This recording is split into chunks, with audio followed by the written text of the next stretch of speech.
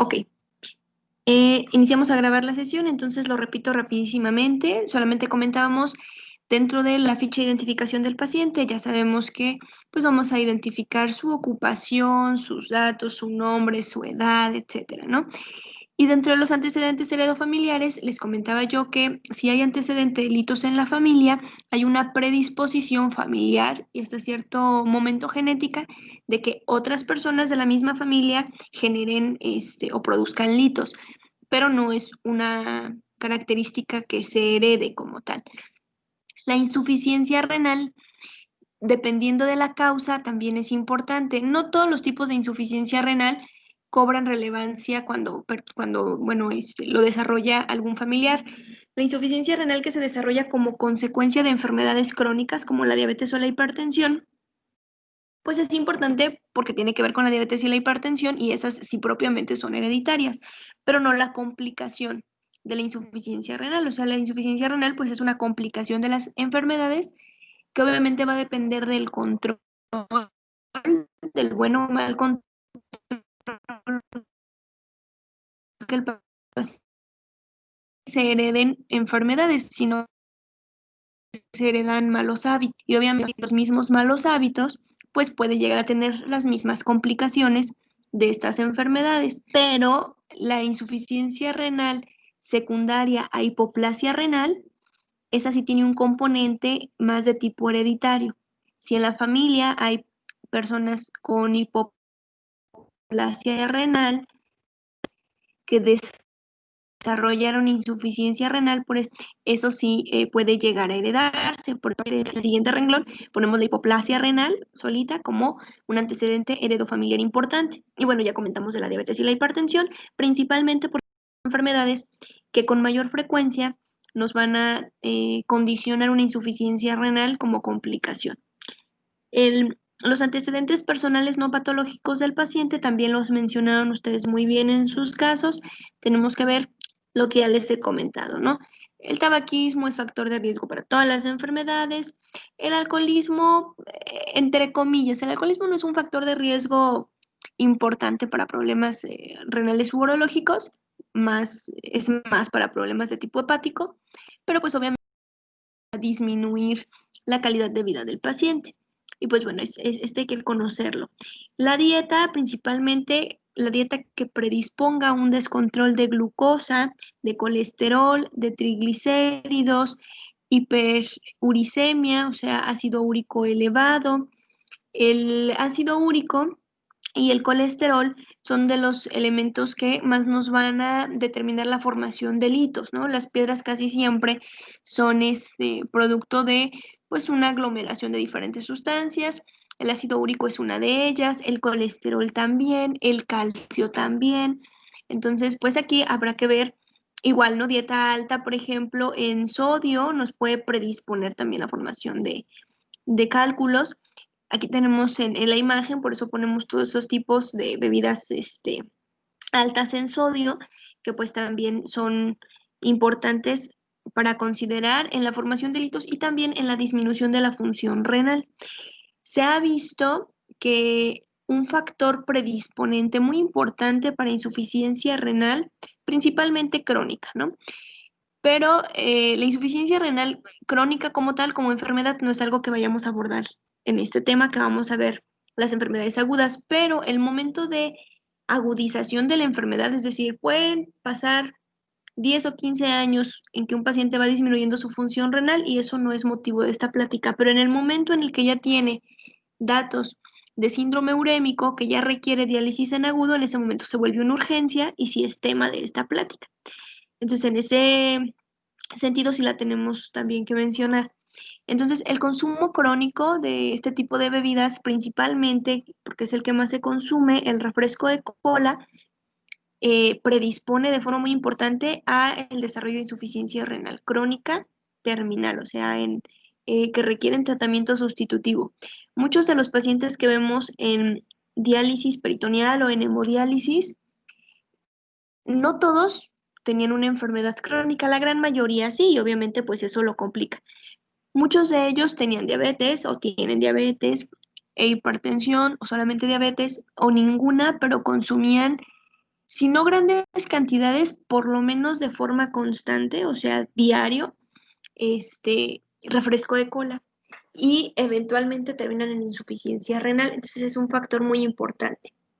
Obviamente, como siempre, tenemos que conocer el tipo de sangre de nuestro paciente y tenemos que conocer, además de esto que forma parte de la dieta, el consumo crónico de nefrotóxicos. Y aquí ya no me refiero solamente a alimentos, aquí hago énfasis en medicamentos.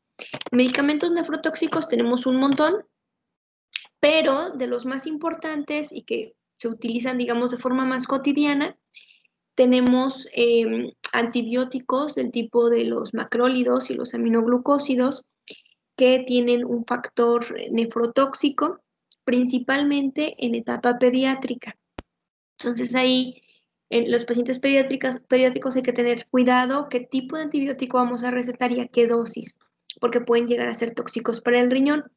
Y de forma más importante, en la etapa ya adulta, en toda la vida, ¿no? Pero principalmente cuando vemos que causa daño, es en la etapa el consumo de AINES, antiinflamatorios de tipo no esteroideo, ketorolaco, ibuprofeno, naproxeno, indometacina, etcétera, etcétera, van disminuyendo de forma importante la función renal.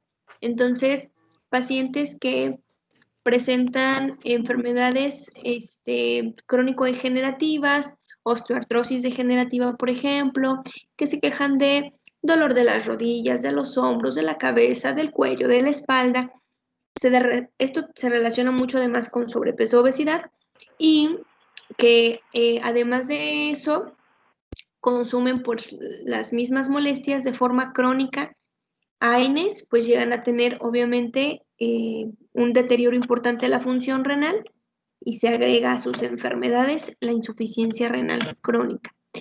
Dentro de los antecedentes personales patológicos del paciente, aquí dentro de los antecedentes quirúrgicos va a ser importante si ya desarrolló en algún momento datos de litiasis, ya se le localizó algún lito en el tracto urinario con anterioridad y ese lito tuvo que ser extraído de forma quirúrgica, ya sea a través de la uretra, ya sea que tuvo un procedimiento de litotricia, es decir, que se fragmentó por medio de unas ondas de choque ese lito para poder ser expulsado, ya sea que requirió como tal una cirugía abierta, ¿no? Una cirugía renal o algo para extraer el hito, pues todo eso cuenta y es importante. La cirugía prostática en los varones también es importante. Muchas veces la cirugía prostática se hace también de forma transuretral, o sea que a través de la uretra se retira material tejido prostático. Entonces, en ocasiones no se retira por completo y vuelve a crecer y vuelve a dar datos de obstrucción. Entonces, también los antecedentes de cirugías prostáticas son importantes en estos pacientes. Antecedentes de transfusión, ya les comentaba yo, sobrepeso, obesidad que predispone a muchas enfermedades, diabetes, hipertensión, enfermedades endocrinas, como la que comentaban ustedes en uno de sus casos, de un paciente con paratiroidismo, si no me equivoco. Entonces, este paciente con hiperparatiroidismo, me imagino que era, obviamente, como el metabolismo del calcio tiene mucho que ver también con el funcionamiento de las paratiroides, el mal funcionamiento de ellas pues va a condicionar un incremento en su producción y en su acumulación y la formación de cálculos, ¿no? Entonces, no solamente eso, algunas otras enfermedades endocrinas se pueden relacionar con formación de cálculos. Son las causas menos frecuentes. La realidad es que tienen un componente, les decía, de predisposición familiar y obviamente de dieta, ¿no? Es lo que más cuenta, un bajo consumo de agua, un alto consumo de sales, etcétera. Cuando hay antecedente de infecciones de repetición, infección de vías urinarias de repetición, siempre hay que descartar si existe o no una malformación en las vías urinarias. Hay veces que estas malformaciones son las que ocasionan las infecciones recurrentes y si no se detectan, localizan a tiempo y el paciente presenta infecciones, pues también eso a la larga va deteriorando la función renal. Ok, los motivos de consulta son muy variados. ¿Por qué? Porque tenemos que tomar en cuenta, les voy a regresar esta imagen, que el tracto urinario es muy extenso, por así decirlo, ¿no? De la parte inferior hacia superior, pues tenemos en la parte más inferior la uretra, después tenemos la vejiga, los uréteres, uno de cada lado, ¿no? Para poder llegar hacia igual ambos riñones, uno de cada lado. Entonces, en todo ese trayecto, cada uno de esos diferentes segmentos, pues puede tener alguna patología y entonces los síntomas van a ser distintos o van a variar dependiendo de dónde esté el problema. Por eso los motivos de consulta pueden ser muy variables. Si nosotros iniciamos desde la uretra, si tenemos un problema a nivel de la uretra, pues podemos llegar a tener una gran dificultad para la micción, dolor uretral, es decir, tienen un dolor intenso al momento de tratar de expulsar la orina en la parte pues más inferior, ¿no? Es como lo expresan los pacientes como si les encajaran algo, como si les estuvieran atravesando con un clavo o con algo en la parte más inferior, en la parte donde se encuentra la uretra, en la parte terminal del todo el tracto urinario. Entonces, ese dolor pues nos puede hablar de un cálculo, de una inflamación por alguna infección, ¿no? De un traumatismo de la uretra.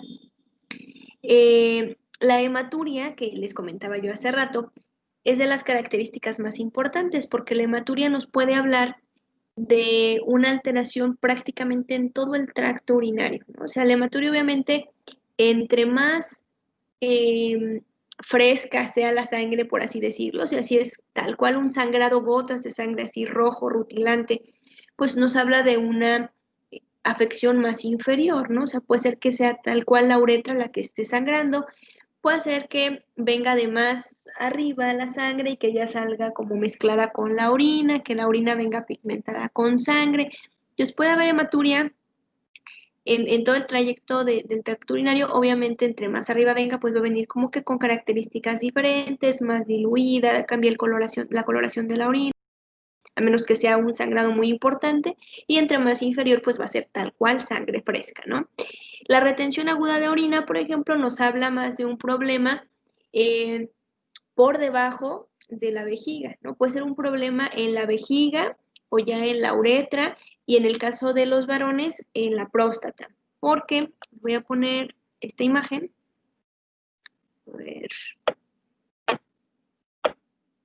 A ver, ahí alcanzan a ver la imagen, ¿verdad? Las dos imágenes.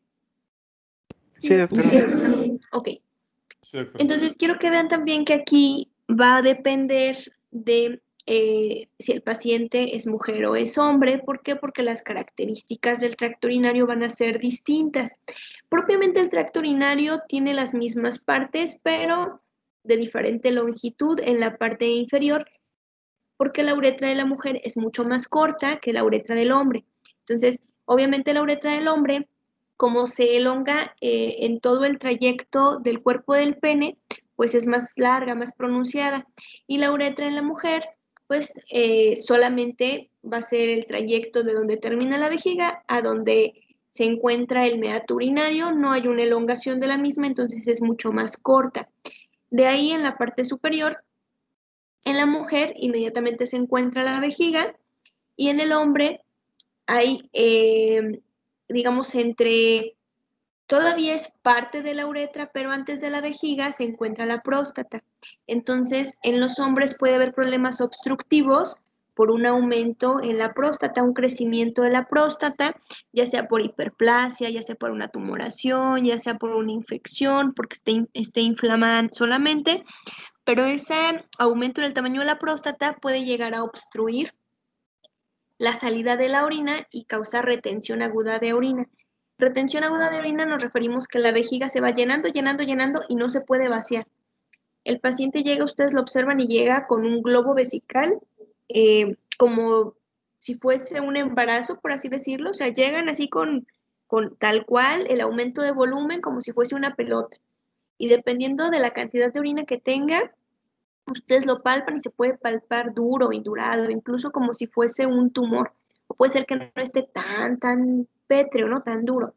Aquí pues lo que hay que hacer es sondear al paciente, ¿no? Colocar una sonda Foley para poder expulsar toda esa orina que está ahí acumulada. Y muchas veces, les decía yo, es un problema obstructivo por la próstata, en el caso del hombre, en el caso de ambos, pues un problema obstructivo por la uretra, puede ser un lito, puede ser una inflamación aguda que no permite el paso de la orina. Puede ser también que haya habido un sangrado y se hayan formado coágulos y esos coágulos están obstruyendo el conducto y no permiten el paso de la orina. Entonces, al momento de hacer nosotros el vaciamiento por medio de la sonda, a veces pues podemos retirar, empiezan a salir también coágulos y datos de sangrado y ese es el que estaba obstruyendo. Entonces, dependiendo del sitio donde se encuentra la lesión, pues los síntomas van a ser muy variables. Si continuamos hacia arriba, después de la vejiga, en el caso del varón, pues ya solamente encontramos el uréter derecho y el izquierdo, pero en el caso de la mujer, aquí tenemos ya el útero, los ovarios y las trompas. Entonces, aunque no forman parte como tal de lo que es el tracto urinario, pues obviamente pueden llegar a tener una obstrucción en el mismo porque se encuentran inmediatamente por arriba, es como si el útero estuviera ahí como medio recargadito en la vejiga, ¿no? Y es como si los ovarios y las trompas de falopio estuvieran ahí como un poquito abrazando, rodeando el uréter, de tal forma que una torsión ovárica, un embarazo ectópico, pues puede llegar a simular una litiasis del tracto urinario, porque pues ahí la localización, el trayecto, están en el mismo camino, ¿no? Entonces ahí también, pues ahí les digo, hay que considerar es diferente la patología dependiendo del género, porque obviamente eso nos va, o bueno, más bien de las características sexuales y anatómicas, ¿no? Del paciente, porque más bien eso nos va a determinar dónde puede llegar a haber problema y no es lo mismo que el problema esté en la próstata, que el problema esté en el útero por la localización de las estructuras. Posteriormente, igual tenemos el uréter derecho y en la parte superior, ahí sí ya no hay realmente cambios, encontramos los riñones, el derecho y el izquierdo. Si nosotros tenemos un problema obstructivo en la parte más superior, ¿no? En el uréter, por ejemplo, pues entonces esta orina que se está filtrando ya no puede pasar, puede ser que sí pase un poco, pero no en su totalidad, a través de los uréteres hasta llegar a la vejiga y se empieza a acumular y empieza a inflamar los riñones y empiezan como a llenarse de agua y a hincharse. Eso se llama hidronefrosis. Eso lo podemos ver a través de un estudio de ultrasonido cuando ya está como inflamados, aumentados de volumen y con datos de retención hídrica, ¿no? Y así se llama hidronefrosis. Ok, vamos a regresar acá a los padecimientos, los motivos de consulta. Ya vieron ustedes las diferencias anatómicas. Entonces, en base a eso, pues obviamente, si tenemos un problema en la vejiga o en el uréter o en los riñones, podemos llegar a tener, además de la retención aguda de orina y de la hematuria, dolor abdominal. Un dolor abdominal que se irradia a fosa renal. Puede ser que el dolor sea predominantemente en fosa renal e irradie un poquito al abdomen o a la región inguinal, o puede ser que se quede solamente en fosa renal, ¿no? Recordemos que las fosas renales, pues, las localizamos en la parte posterior de la caja toracoabdominal, ¿no? En la parte posterior, en la región eh, dorsolumbar, más lumbar que dorsal, entre T11 y L3 aproximadamente. Y bueno, ahí entonces es donde vamos a encontrar el dolor en este paciente. Ya hablábamos del dolor uretral también. En caso de una insuficiencia renal aguda o crónica que ya requiere diálisis, podemos llegar a encontrar edema. Edema principalmente de miembros inferiores. Puede haber edema de cara, de miembros superiores, abdominal, incluso con anasarca, sí, por supuesto. O sea, si el paciente ya está reteniendo por completo todo el líquido, por supuesto que va a tener líquido en todas partes, edema agudo pulmonar, derrame pleural, todo. Pero predominantemente al inicio es un edema característicamente de miembros pélvicos. Entonces el edema también es importante. tenesmo vesical podemos llegar a tener. Cuando tenemos datos de una infección o de una inflamación sistémica, ya sea por pielonefritis, por nefrolitiasis, por un tumor, por una retención aguda de orina secundaria a un proceso obstructivo, podemos llegar a tener además datos que semejen un cuadro gastrointestinal, ¿no? Náusea, émesis, incluso diarrea. Incluso en pacientes con insuficiencia renal aguda o crónica que requiere ya diálisis, es frecuente que tengamos datos gastrointestinales, náusea, émesis, diarrea. Y bueno, de los urinarios tenemos dolor, ardor al orinar, que es la disuria, poliaquiuria, que es cuando el paciente orina poco y se queda con ganas de seguir orinando, por así decirlo, y es constante, ¿no? Cada ratito quiere ir a orinar, pero orina poquito, orina gotas o poquito, y la sensación de que no ha terminado de orinar, la urgencia miccional igual, y luego siente que tiene que correr al baño, pero no logra orinar adecuadamente.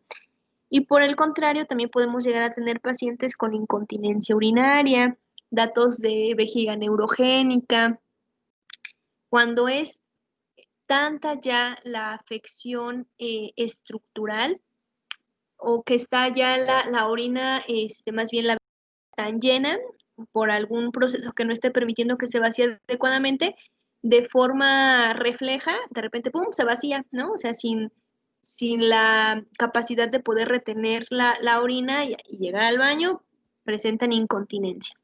Entonces, también es un dato obviamente de afección. Puede ser afección también prostática, puede ser afección incluso pues psiquiátrica o neurológica y no propiamente urinaria, pero aquí vamos a pensar que sea algo orgánico y que sí sea del tracto urinario. En el caso de los pacientes que tienen pene y testículos, pues pueden llegar a tener dolor testicular, hablando de torsión testicular, podemos tener aquí en cuestiones de patología testicular, desde criptorquidia, que los testículos no estén descendidos, y esto pues obviamente esto no es agudo, esto es crónico, pero esto es importante porque nos puede llegar a condicionar un cáncer testicular. Un testículo no descendido predispone a que desarrolle un proceso maligno. Puede ser que el testículo, la parte superior, pues donde está toda la parte del epidídimo, se inflame, se infecte, que presente una epididimitis, que presente una torsión testicular, que presente acumulación de líquido, ¿no? Hidrocele, que presente un aumento en el proceso vascular del testículo, que es un varicocele, o sea, sí puede llegar a haber varios procesos que den datos de escroto agudo se llama, cuando hay un dolor intenso en la región testicular y eso nos habla de una urgencia, ¿no? Podemos tener, en el caso de las pacientes que tienen útero y vagina, pues un sangrado transvaginal secundario a un embarazo ectópico roto, a un aborto de cualquier, a una torsión ovárica. Entonces, aquí la verdad es que el tema de hoy no incluía nada de patología ginecológica u urológica en mujeres, ¿no? Pero no viene en su temario, no lo vamos a ver, o sea, no vamos a ver obviamente todas las patologías ginecológicas, no, solamente quiero que se lleven que si alguien presenta dolor abdominal, pues claro que hay que descartar que sea algo propiamente del abdomen, que sea algo urológico y en el caso de las mujeres, pues que sea algo ginecológico, o sea, pensar en el dolor abdominal y pensar en estas posibilidades dependiendo de la localización en base a la imagen que les mostré previamente de las estructuras, de la localización de las estructuras, ¿no? Entonces, considerar dolor y sangrado son una urgencia, ¿no? En cualquier mujer. Ok. Del dolor, ya lo hemos comentado, realmente aquí la localización va a ser importante porque es un dolor predominantemente en mi abdomen inferior, ¿no? En hipogastrio, en fosas ilíacas, predominantemente. ¿Puede haber dolor en los flancos? Pues sí, puede llegar a haberlo. Así como ustedes me lo describieron tan arriba, digo, pudiera ser, pero es lo menos frecuente, ¿no? O sea, pacientes con dolor en hipocondrio derecho, pues sí, efectivamente, si lo hicieron para diagnóstico diferencial, por supuesto que es colecistitis o colelitiasis o ambas, hasta no demostrar lo contrario, y difícilmente acaba siendo algo renal. Entonces, dolores tan superiores en epigastro, en hipocondrio, difícilmente, incluso en el mesogastrio, difícilmente, a lo mejor en la parte más inferior del mesogastrio, pero característicamente en hipogastrio, en fosas ilíacas, a lo mejor en flancos. Ahí es donde se localiza más el dolor de tipo renal y urológico. Se puede irradiar, como les comentaba, región inguinal a fosa lumbar o el dolor predominantemente en fosa lumbar, ¿no? Las características del dolor es un dolor de tipo cólico, da muy intenso y luego disminuye y al rato otra vez, ¿no? O sea, es fluctuante, aumenta, llega a un punto de alta intensidad y luego disminuye. Estamos hablando de que para que sea algo agudo, pues tiene que ser de inicio reciente, súbito, que tiene poco tiempo de duración. Si es un paciente que refiere que lleva con estas características una semana, 10 días, un mes, pues puede ser que sí, puede ser que tenga por ahí alguna infección de vías urinarias de repetición o que no se ha resuelto por completo, pero bueno, vaya, no, si no es algo agudo de una intensidad considerable, no tiene datos sistémicos, fiebre, etcétera, pues no es urgencia, ¿no? O sea, ya lleva 3 meses con la infección, se puede tratar con calma, ahí sí podemos solicitar el urocultivo, si ya ha recibido tratamientos y no mejora, esperamos el resultado del urocultivo y se le da el tratamiento adecuado al microorganismo que le está ocasionando la infección. Entonces aquí estamos hablando de una duración pues corta, ¿no? De inicio súbito y reciente. Generalmente incrementa con la necesidad urinaria, o sea, a lo mejor no hay tanto dolor, pero al momento de que tiene la necesidad de ir a orinar, ¿no? Aparece la urgencia urinaria, el tenesmo vesical, la poliaquiuria y aumenta el dolor, o sea, sufren mucho al momento de ir a orinar. Y disminuye igual generalmente con la posición, ¿no? O sea, posición antiálgica, disminuye un poquito la molestia, a veces con los síntomas acompañantes, después del episodio de émesis, disminuye un poquito la molestia. ¿Qué más síntomas lo pueden acompañar? Pues fiebre, cefalea, náusea, émesis, todo lo que comentamos, ¿no? Disuria, poliaquiuria, urgencia miccional, tenesmo vesical, hematuria, etcétera, etcétera, etcétera. Aquí, bueno, esto ya lo comentamos, dependiendo de las regiones, cómo pueden llegar a presentarse, qué problema podemos llegar a tener. En el cuestión, vaya, de las mujeres creo que lo mencionamos casi todo. En cuestión de los varones, creo que lo único que me hizo falta fue mencionar posibles urgencias en caso de patología del pene. Podemos llegar a tener fractura del cuerpo cavernoso, es decir, si el pene está erecto y presenta un traumatismo, se fractura, tal cual, como si fuese un hueso, se fractura. Entonces, pues eso es una urgencia, ¿no? Previamente, el manejo de las fracturas de pene eran conservador, con inmovilización y analgésicos y cosas por el estilo. Tenían una recuperación, pues más o menos, ¿no? O sea, sí perdían de alguna forma un poco o mucho de la función posterior a la recuperación, dificultad para la erección y la eyaculación posterior al evento, etcétera. Actualmente, pues obviamente ya son manejos más enfocados a lo quirúrgico, ya los tratamientos son más específicos, tienen una mejor evolución, obviamente se tienen que tratar pues eh, de forma oportuna. Difícilmente si alguien tiene una fractura de pene se va a esperar, ¿no? O sea, si alguien tiene una fractura de pene, pues obviamente el dolor es insoportable, es lo que dice la literatura, evidentemente no, pues no, es algo que no conozco y no pueda yo mencionar qué tan intenso sea el dolor, pero evidentemente es un dolor muy intenso, se refiere como de intensidad pues muy alta y el tratamiento tiene que ser pues rápido, ¿no? En las primeras horas. Generalmente ahora ya el tratamiento es quirúrgico, se busca pues la conservación en su mayor porcentaje de la funcionalidad, de que el cuerpo cavernoso pueda seguir llevando la función y que posteriormente pues no haya problemas para la erección o la eyaculación del mismo. Y pues era creo que el que nos había hecho falta comentar.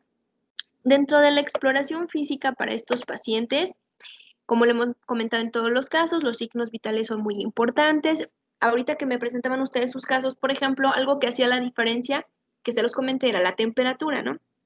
Paciente con fiebre, pues ya estás pensando en un proceso infeccioso. Un paciente que no tiene un proceso infeccioso puede llegar a tener fiebre.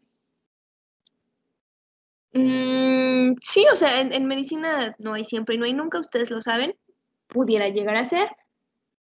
Es poco frecuente. Pudiera llegar a lo mejor a tener febrícula, ¿no? O sea, propiamente por la inflamación, por el estado de inflamación aguda, por todo el desequilibrio de forma generalizada, sí puede elevar un poco la temperatura, a lo mejor 37,7, 37,8. Pero ya arriba de 38 grados, pues generalmente tiene que haber algo más que lo esté condicionando, sobre todo si ya es un paciente en la etapa adulta, pues no es como que cualquier cosa les dé fiebre, ¿no? Entonces ya para tener fiebre, difícilmente si no hay un proceso infeccioso vamos a tener arriba de 38 de temperatura.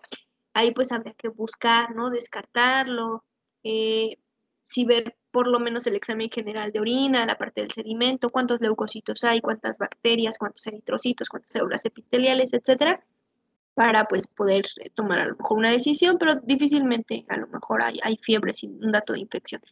Y el resto de los signos vitales, pues hay que ver que este paciente no esté descompensado, ¿no? La presión arterial, la frecuencia cardíaca, la saturación y etcétera, todo lo que ustedes ya conocen. La inspección en estos pacientes, la exploración vamos a enfocarla mucho a la región, a la región dorsolumbar y a genitales, que es donde podemos llegar a tener más alteración. Bueno, y lo que les comentaba del edema de miembros pélvicos en pacientes obviamente con insuficiencia renal, ¿no? Entonces, o con edema a cualquier nivel. En la inspección vamos a tomar en cuenta la inspección del abdomen y de la región genital. Hay que ver la forma, volumen, estado de la superficie, movimientos de ambas regiones. Por ejemplo, si hay una retención aguda de orina, que les comentaba hace rato, pues vamos a ver la forma del abdomen alterada, ¿no? Porque tiene ahí su globo vesical, vamos a ver esa curvatura, por así decirlo, anormal. Vamos a ver el volumen aumentado a nivel de la vejiga, el estado de la superficie, pues a lo mejor no propiamente vamos a ver lesiones dérmicas ni nada, pero sí podemos llegar a ver, a lo mejor si es un paciente con datos eh, una ruptura de un embarazo ectópico, una paciente sí podemos llegar a ver los signos que les comentaba cuando vimos abdomen agudo, donde hay estos datos de hemoperitoneo, ¿no? Que puede llegar a ver equimosis alrededor del ombligo o en los costados, sí podemos ver alteraciones de la superficie. Igual en la región genital vamos a ver la forma, el volumen. Si es un paciente con una fractura de pene, pues evidentemente vamos a ver alteraciones en la forma, vamos a ver alteraciones en el volumen. En el estado de la superficie, si es una paciente con una inflamación de la uretra, mujer, con una uretritis, por ejemplo, pues vamos a ver edema, ¿no? Inflamación, eritema. Podemos ver ahí alteraciones en el volumen y en el estado de la superficie de región genital. En la parte de la exploración que les comentaba yo también testicular de los pacientes, vamos a ver, les comentaba que cuando existe un problema testicular, pues va a haber también un aumento o en un cambio de la forma, ¿no? Porque vamos a ver incluso asimetría, ¿no? De los testículos, uno tal vez de tamaño normal y el otro mucho más grande, con un aumento de volumen importante, en un estado de la superficie con eritema, con edema, eritema, al momento de tratar de hacer algún movimiento de manipular, pues va a haber mucho dolor. Aquí vemos en esta imagen a modo de caricatura, lo que les comentaba, la torsión testicular es una urgencia, tiene que ser atendida en las primeras horas. ¿Por qué? Porque si, es como si ese testículo se estuviese eh, suicidando, por así decirlo, o sea, se hubiera colgado de una cuerda, ¿no? De aquí del cuello. Entonces, si no llega sangre, si no llega oxígeno, pues se va a morir, tal cual. Entonces, empieza a esquematizarse, empieza a tener necrosis. Si no se atiende de forma oportuna y rápida, pues tiene el riesgo de ya no poderse rescatar, de tener datos de necrosis y pues tener que retirarlo. Por eso es una urgencia, ahí hay peligro de pérdida de la función y de pérdida del órgano. Ok, aquí vemos que pues está siendo analizado con un ultrasonido para determinar con una ecografía Doppler la presencia o ausencia del flujo de sangre y en ese momento pues poder realizar la intervención quirúrgica si fuese necesario. La auscultación, obviamente esto aplica para la exploración del abdomen, no para exploración genital.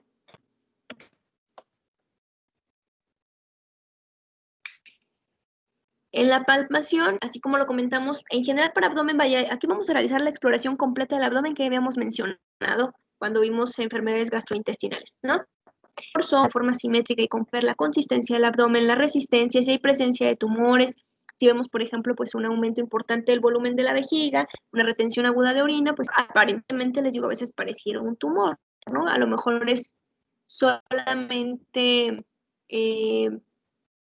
orina, pero sí hay que, pues ahora sí que determinar por qué motivos este aumento de ese volumen y eso que pudiera simular un tumor. En este caso, tenemos que llevar a cabo la palpación de los puntos ureterales, buscando datos de inflamación y de dolor del tracto urinario. Aquí, por ejemplo, dentro de los puntos ureterales, vamos nosotros a ubicar los puntos ureterales superiores. Aquí están marcados con el número 1. Lo que vemos al centro es la cicatriz umbilical, de la cicatriz umbilical y de donde deberían de estar los rectos anteriores del abdomen, ¿no? Entonces, aquí trazamos esa línea horizontal imaginaria a nivel de la cicatriz umbilical y de la unión con los rectos anteriores del abdomen, y ahí vamos a realizar la palpación del punto ureteral superior, tanto del lado derecho como del izquierdo. Los puntos ureterales medios, vamos a trazar esta línea igual de la cicatriz umbilical hacia la cresta ilíaca y vamos a localizar, aquí es más ya en la región de hipogastrio, los puntos ureterales medios. Para los puntos ureterales inferiores se requiere de realizar tacto rectal o tacto vaginal y son puntos que se tocan desde dentro, por así decirlo, ¿no? O sea, tiene que realizarse el tacto e identificar esas zonas dolorosas. Entonces, aquí también como parte de la exploración en cuestiones de alteraciones renal, urológica, pero más bien urológica o ginecológica, si es necesario a veces de realizar el tacto rectal o el tacto vaginal. En el caso de los varones, para problemas prostáticos, la forma de poderlos localizar es con el tacto rectal, ¿no? Con el tacto rectal vamos a poder identificar, darnos una aproximación del tamaño de la próstata y de su consistencia. Y para las mujeres con el tacto vaginal vamos a poder identificar datos de si existe o no existe sangrado, las características del cérvix, la posición, si se encuentra dilatado, para poder hacer diagnóstico de embarazos ectópicos, de abortos, de cualquier tipo, ¿no? Para poder identificar alteraciones de anexos, se hace también tacto vaginal y se intenta a través de un tacto o una exploración bimanual con la mano, una mano en la parte abdominal pélvica, ¿no? Ahí como en el, pues parte ya prácticamente de la pelvis, el hipogastrio, y con la otra mano realizar el tacto vaginal y tratar de localizar aumento de volumen, tumoraciones, dolor, etcétera. Dentro de la percusión, igual, en la percusión del abdomen vamos a ver las características de la misma, las zonas de timpanismo, de matidez, y aquí algo importante que les puse también con mayúsculas es el signo de Giordano, que es el que me comentaron también ustedes en algunos de sus casos, ¿no? De puño percusión en la fosa lumbar. Entonces aquí en la fosa renal, les comentaba yo de T11 a L3, colocamos una mano extendida y con la otra damos un golpe, la otra a manera de puño damos un golpe. Lo que nos va a traducir es una inflamación de la cápsula que recubre al riñón. El riñón, por ser una víscera, les comento yo siempre a los pacientes, el riñón por dentro podrían cortárselo con unas tijeras y ustedes no sentirían nada, no tiene ese tipo de dolor. Lo que va a generar dolor es la distensión de la cápsula. Entonces, lo que nos va a traducir cuando nosotros hacemos esta maniobra y el paciente tiene dolor, si ustedes le pegan y le dicen, ¿le duele? Sí, ese paciente no tiene dolor, ¿no? O sea, un Giordano positivo no es necesario que ustedes pregunten nada. Cuando el paciente brinca, se queja, o les dice, tengo mucho dolor, o sea, es un dolor evidente. Entonces, lo que nos va a traducir es una inflamación de la cápsula, generalmente secundaria a infección, ¿no? A pielonefritis. ¿Los litos pueden dar este tipo de dolor? Sí, sí pueden dar este dolor, pero el dolor de nefrolitiasis no es tanto que lo tengas que buscar, ¿no? O sea, cuando un lito está ocasionando dolor, es el dolor que les comentaba ya hace rato, de tipo cólico, que solito llega a una intensidad alta y luego va disminuyendo. No es como que está tranquilo y pum, le pega. Si le duele, sí puede ser, pero esto es más característico de algo inflamatorio, infeccioso, que de un lito. Un lito generalmente pues duele todo el tiempo. Ok. Dentro de los estudios complementarios, vamos a encontrar la biometría hemática, pues lo que ya hemos comentado. Si tenemos datos de sangrado, pues podemos llegar a encontrar hemoglobina disminuida, datos de anemia, plaquetas difícilmente las vamos a ver alteradas en estas patologías. Leucocitos, si hay datos de infección, pues podemos encontrarlos aumentados, con predominio de neutrofilia, cuando son datos de infecciones bacterianas. Aquí algo muy importante va a ser el examen general de la orina. Completo, ¿no? Incluyendo el sedimento de la misma, viendo la cantidad de leucocitos, ¿no? Si existe leucocituria, cuántos leucocitos por campo hay, cuántos eritrocitos por campo hay, cuántas bacterias hay. Algo muy importante dentro del examen general de la orina es la presencia o no de nitritos. Pacientes con nitritos positivos en orina pues tienen infección de vías urinarias, hasta demostrar lo contrario, aunque el resto no esté tan patológico, los nitritos pues es un producto de la degradación de las bacterias, entonces datos de que tiene infección de las vías urinarias. Paciente que no tiene síntomas, pero tiene bacterias, tiene leucocitos, ahí es cuando denominamos que es una bacteriuria sintomática. O sea, el paciente tiene datos de infección, tiene bacterias, tiene datos de inflamación, pero no tiene síntomas. Paciente que tiene síntomas, pues puede tener una uretritis, una cistitis, una pielonefritis, o bien un absceso renal, ¿no? O sea, ahí dependiendo obviamente de localización de la infección, es cuando dividimos en infecciones del tracto inferior o superior de las vías urinarias. Inferior, pues de la vejiga para abajo, ¿no? Cistitis, uretritis. Superior, pielonefritis, absceso renal. Vamos también a requerir aquí sí es muy importante la química sanguínea, principalmente aquí es muy importante medir creatinina, urea en sangre, el nitrógeno urémico en sangre, que si no se los dan se puede calcular, pero bueno, aquí es muy importante ver si este paciente tiene datos de uremia y calcular la función renal. Ahorita les voy a mencionar cómo.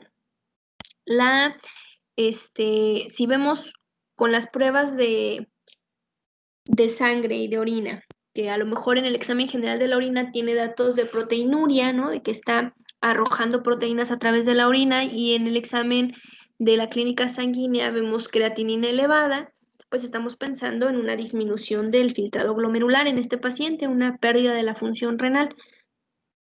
Un estudio complementario en este caso es una depuración de creatinina y proteínas en orina de 24 horas para ver durante todo el día realmente cuánto es lo que este paciente está filtrando. Electrolitos séricos son importantes principalmente para ver si hay alguno que esté francamente elevado, circulando en sangre de forma elevada, el calcio, por ejemplo, que esté predisponiendo a la formación de cálculos. Con estos elementos hay que calcular la tasa de filtrado glomerular, que era lo que les comentaba, esto es muy importante. Para nosotros calcular, ver este paciente en qué condiciones está, cuál es su tasa de filtrado glomerular, tenemos varias fórmulas, ¿no? Tenemos la fórmula tradicional de Korkov-Gaul, que es la que viene en todos lados, en todas partes se las enseñan, viene en la guía de práctica clínica, y la verdad es que ya es la que está más en desuso, es la que menos se usa, es la menos sensible y específica para poder encontrar la tasa de filtrado glomerular adecuada. Entonces, bueno, aquí se las pongo porque la tienen que saber, pero lo que la mayoría de los nefrólogos recomiendan en la actualidad es utilizar cualquiera de las otras dos y si es posible, de preferencia, CKD-EPI. Es la más, como da los resultados más cercanos a la realidad. Entonces aquí tenemos todas las fórmulas, la de Korkov-Gaul, ya la conocen, 140 menos la de años por el peso en kilogramos, entre 72 por el valor de la creatinina sérica en miligramos sobre decilitro por 0.85 para mujeres, ¿no? La fórmula de MDRD, la cuarta, porque ha cambiado a través del tiempo, igual, ¿no? Aquí está toda la fórmula, es larga. Para estas generalmente pues ocupas el peso, ocupas a veces características de edad, peso del paciente. Para CKD-EPI no ocupas peso, solamente edad y sexo para poderla calcular. Entonces realmente aquí, además por todo el problema de sobrepeso, obesidad que estamos teniendo, también es por eso que es un poco más CKD-EPI. Estas son las opciones, pueden usar la que ustedes quieran, ya hay calculadoras para sacarlas, no les pido que se aprendan la fórmula, o sea, la verdad es que eso de aprenderse la fórmula ya está obsoleto, un número que te aprendas mal te van a dar valores inadecuados. No se la aprendan, pero sí tenganla a la mano, tengan las calculadoras en sus celulares para que sí lo puedan calcular. No que se la sepan de memoria, pero que cuando vean un paciente, trae una creatinina de 2.1, este paciente hay que calcularle tasa de filtrado glomerular. Ténganlo ahí y calcúlenla. Nuevamente, no es necesario que se sepan la fórmula, pero sí es necesario que sepan interpretar el resultado. Eso sí se los voy a pedir de memoria. Y el resultado va en función de la última clasificación de KDIGO del 2012. Antes se utilizaba una clasificación que era de Kadoki.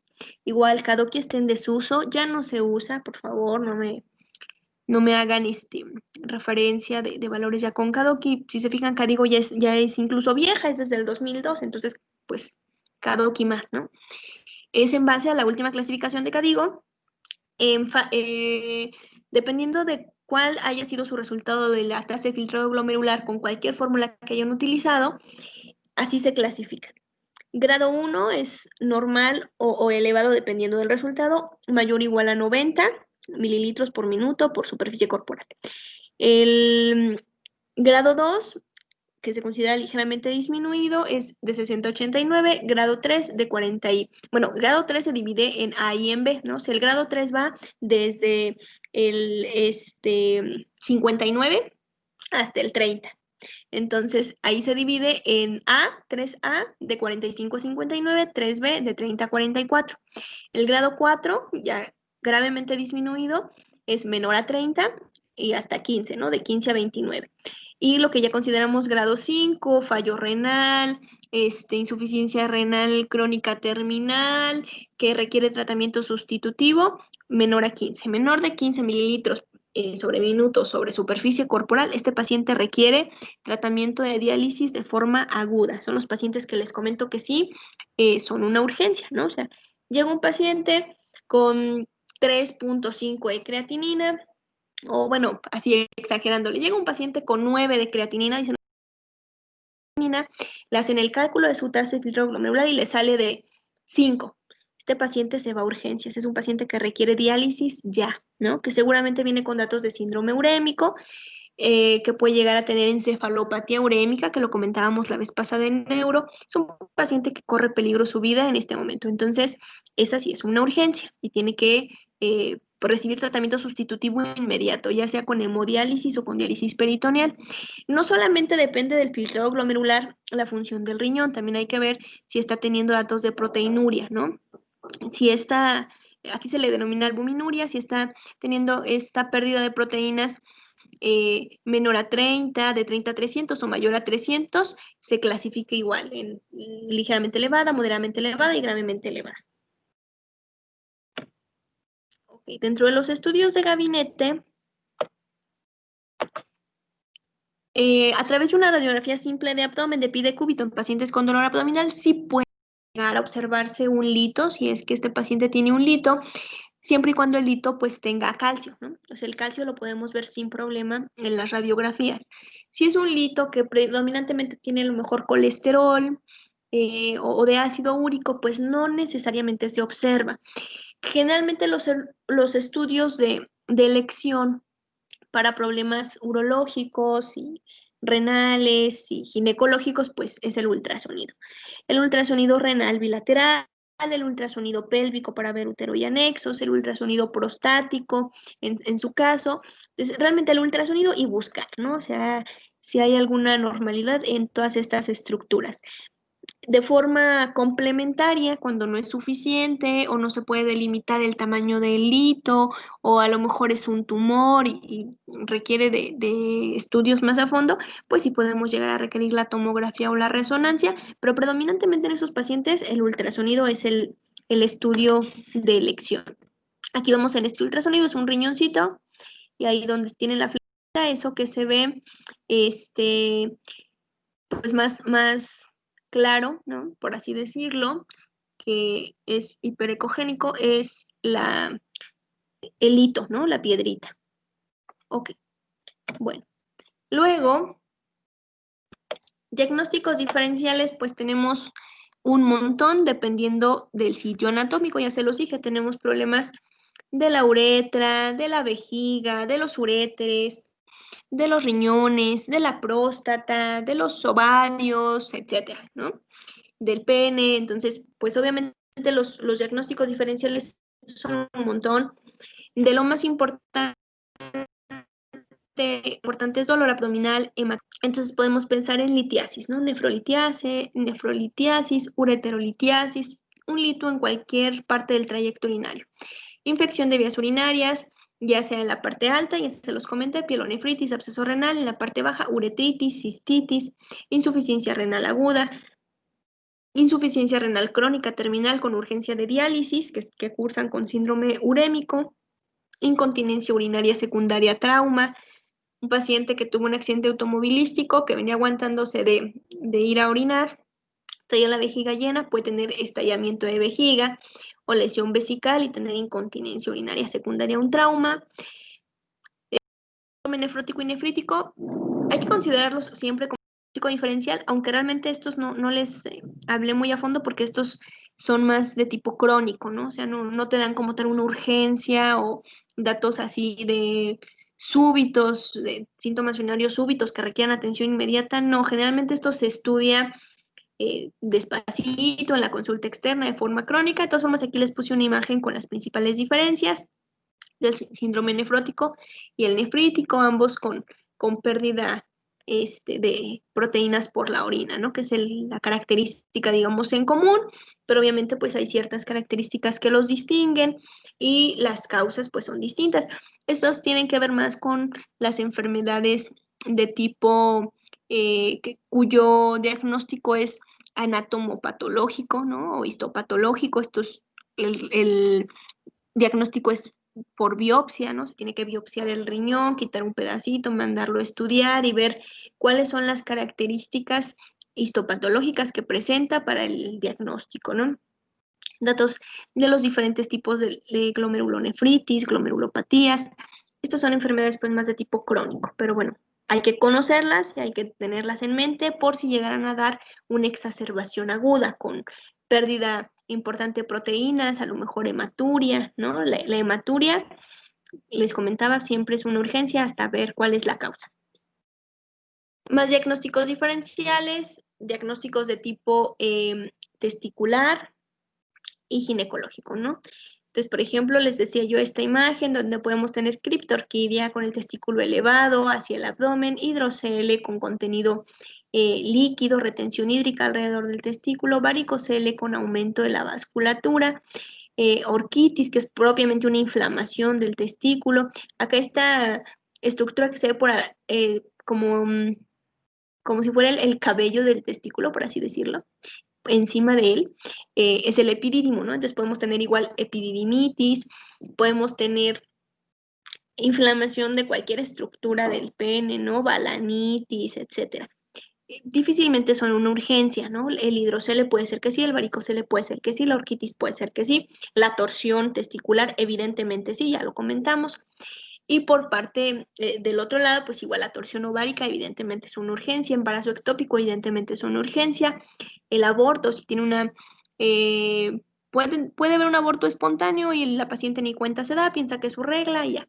Pero si hay un dolor abdominal importante y un sangrado transvaginal importante, puede ser un aborto incompleto, un aborto en evolución, etcétera, también puede ser una urgencia. Tumores a cualquier nivel, ¿no? O sea, cáncer testicular, cáncer de próstata, cáncer de vejiga, cáncer de riñón, tumores a cualquier nivel del tracto urinario, pues pueden dar síntomas urinarios. Puede ser que sea algo crónico, pero que al momento de que se diagnostica y se encuentra, tiene datos de agudización, o sea, algo crónico que pues el paciente como no tenía grandes síntomas, nunca había acudido y cuando acude es porque ya tiene retención aguda de orina y hematuria.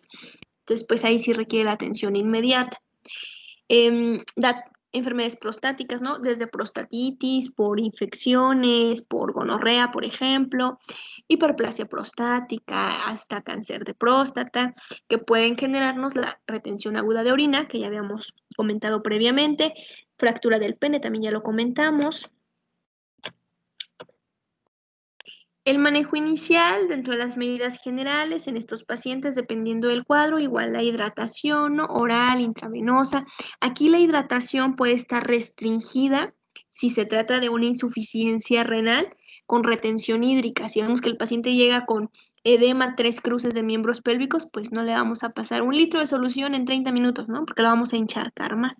Entonces aquí dependiendo de las características del paciente, puede ser que requiera de restricción de líquidos. Eso es importante. Puede ser que requiera de que le vaciemos la vejiga si trae datos de retención aguda de orina o de dificultad para la micción, aun cuando no esté así tal cual tan lleno el globo vesical. Igual puede ser que requiera de colocación de sonda Foley, puede ser que solamente sea para vaciar la vejiga, puede ser que se le quede por un tiempo, dependiendo de la patología. Si llega por un cólico renoureteral, antiespasmódico, analgésico, en estos pacientes, si no encontramos datos apendiculares ni de algo que pudiera requerir tratamiento quirúrgico, que no tengamos que no ocultar el dolor, ¿no? Como lo comentábamos en el abdomen agudo, decíamos, si tenemos la duda, a este paciente no se le da analgésico por nada del mundo, acá no. Acá sí vemos que el dolor es predominantemente en fosa renal, que tiene todos los datos clínicos para pensar que es una piedra, ¿no? Que es un lito, nefrolitiasis, ureterolitiasis, pues no vamos a dejar ese paciente ahí revolcándose del dolor. Este paciente hay que darle tratamiento con antiespasmódico, analgésico, de preferencia IV para que sea más rápido. Si el paciente llega con datos de síndrome urémico, de requerimiento de sustitución inmediata por una tasa de filtrado glomerular menor a 15, pues este paciente es para diálisis en agudo, ¿no? Si hay la posibilidad, pues lo mejor y lo más rápido es hemodiálisis, pero si no, pues ni modo, entra quirófano, colocación de catéter de Tenkov y diálisis peritoneal, pero este paciente hay que dializarlo rápidamente. Y bueno, el manejo específico igual de las otras patologías, ¿no? Paciente con torsión testicular, pocas veces se puede resolver de forma manual, se puede intentar, ¿no? Tratar de regresar el testículo y quitar la torsión y que se solucione el problema. Muchas veces pues el tratamiento es quirúrgico. La torsión ovárica, evidentemente, el tratamiento es quirúrgico, ese sí no hay forma de solucionarlo de forma manual. Embarazo ectópico, el tratamiento es quirúrgico. Abortos, el tratamiento pues es con legrado, ¿no? Generalmente, hay veces que puede ser con medicamentos, sino pues la gran mayoría pues es con legrado. Infecciones, pues el tratamiento es antibiótico, analgésico, antiinflamatorio, es como una conjunción un poquito de todos. ¿Qué más que nos falta? Tumores. El tratamiento generalmente es resolver la urgencia. Si el tumor lo que nos está ocasionando es dolor, retención urinaria, resolver la retención, a lo mejor se queda con la sonda Foley a derivación para que esté drenando de forma consecutiva la orina, o sea, se va con su sonda y tratamiento para el dolor y pues y darle y ya resolver de forma secundaria, o sea, no en ese momento, pues el tumor, ¿no? Estudiarlo, ver qué tipo de tumor es, hasta dónde está abarcando, a qué tipo de tratamiento es candidato, si va a ser tratamiento quirúrgico, si va a ser quimioterapia, radioterapia, etcétera, etcétera, etcétera. O sea, obviamente ya dependiendo de la causa, el tratamiento va a ser más específico. Ok, chicos, y creo que es hasta aquí. A ver, chicos, ¿hasta aquí dudas? No, doctora. No, doctora, todo. Ok, ¿todos entendieron todo? Sí, doctora. Sí, doctora. Ok, bueno, entonces,